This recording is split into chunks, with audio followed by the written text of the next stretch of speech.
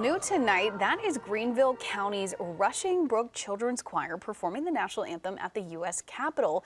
In the middle of the anthem, you can see that they were interrupted by Capitol Police. I'm tapping them shoulders of their instructor there. According to Speaker Kevin McCarthy, his office gave the kids permission to be singing there.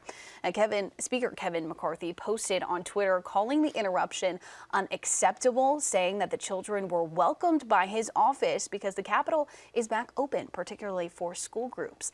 And Congressman William Timmons also posting on Twitter saying in part that he was disappointed to learn that the celebration was cut short, and says that South Carolina lawmakers are offering to cover all expenses for the children's choir to return to the Capitol and sing the national anthem whenever they please.